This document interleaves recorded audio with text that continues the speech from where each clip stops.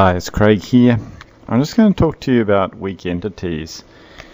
I'm on slide 1 and I'm moving to slide 2.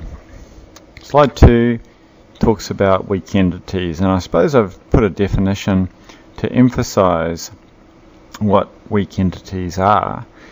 And weak entities is an entity type whose existence depends on some other entity type. So probably the classic would be employee who has a relative, and obviously if the employee is not within the system, the dependence doesn't exist. If you do want to do some additional reading on this, there is something on strong entity versus weak entities in the database management book, and also you could always look on the internet as well. But I've got some examples there as well, some exercises, so hopefully you've done those.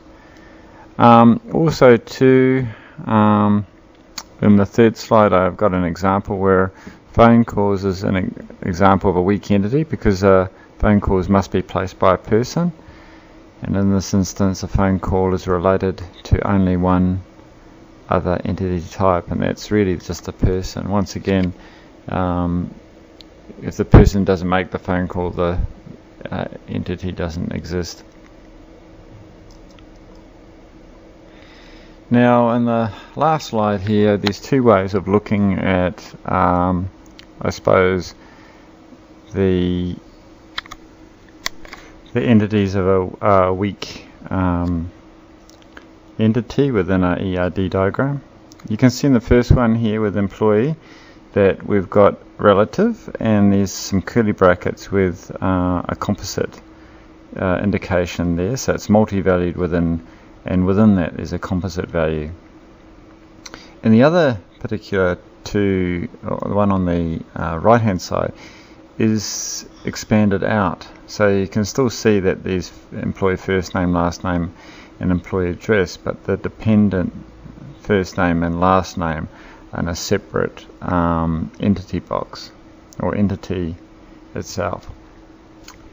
So I suppose a solution, the one on the right hand side may be a better way. The one on the right hand side makes the model easy to expand.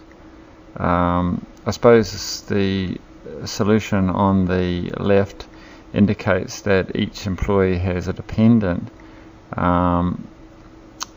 with names and numbers, as well suited to early discussion of the ERD diagram. Also too, instance occurring for each independent call entity instance, so probably the right one's better to explain that. The dependent is a weak entity, and those instances do not exist and depend in the database field without a corresponding employee. So when we're looking at the left one, it's maybe in the preliminary process. The latter one is more expanded, but it also depends on the business rules and how the business looks at whether that needs to be expanded out as well.